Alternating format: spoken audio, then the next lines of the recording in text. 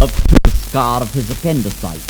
The surgeon had so neatly put a row of stitches sewn with good that Theophilus with half a whirl loved every stitch both plain and pearl.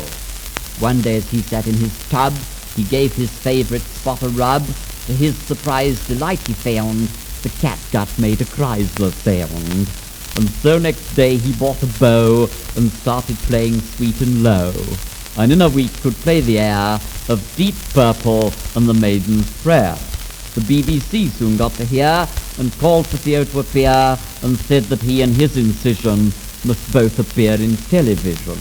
He learnt the new swing music gait, he'd drop a stitch to syncopate, and his dance band became the new sensation, Theophilus And His Operation. Theophilus got quite wealthy soon, each stitch in time could play its tune, although he grew a trifle gummy through rubbing rosin on his tummy.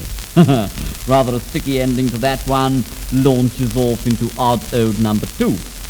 This is the tale of Eliza Tweet, who strolled one night along the street, picking with dainty fingertips a fourpenny place and two of chips, wrapped in a sheet of news which seemed to have pictures which were most refined. Then suddenly, in such a flutter, she threw her chips out in the gutter, for on that greasy paper there was the answer to her maiden's prayer, as underneath her piece of plate was Cyril Fletcher's smiling face, though where the vinegar had trickled, his features were a trifle pickled. But Liza loved it just the same, and put it in a photo frame. And now at bedtime has to pause, for Cyril's on her chest of drawers.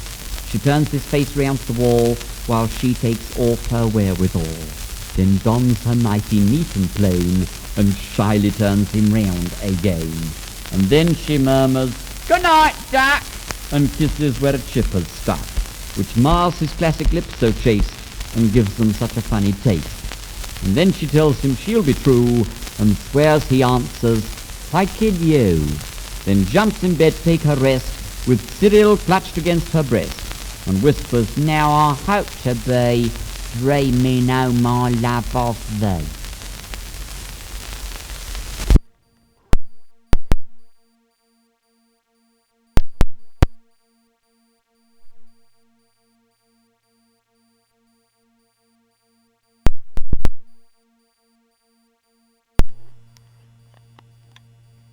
To be a polishing the meat dish and the can, I ought to draw the groceries, for I'm an orderly man.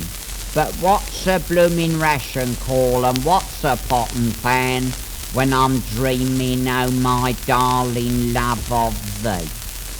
Dreaming of thee, dreaming of thee, firing at the rifle range I be. I missed the first class target, I missed the hill behind.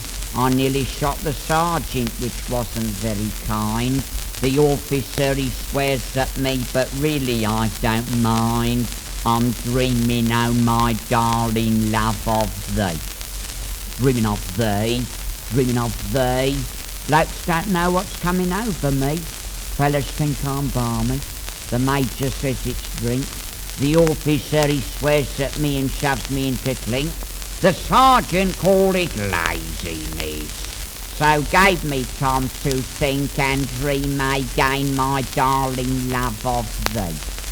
Dreaming of thee, dreaming of thee. What's 2 hours a century go to me? As sitting in the sentry box a-dreaming of your eyes. The officer, he come along and took me by surprise. He said as I was sleeping in the usual office life, and I was dreaming, oh my darling love, of thee. Dreaming of thee, dreaming of thee, always dreaming of thee, love I be. Well, about this century business, no doubt I'll copy it off. We all before the governor, and life does not get shot. But whether I goes up or down, or whether I do not, I'll be dreaming, oh my darling love, of thee.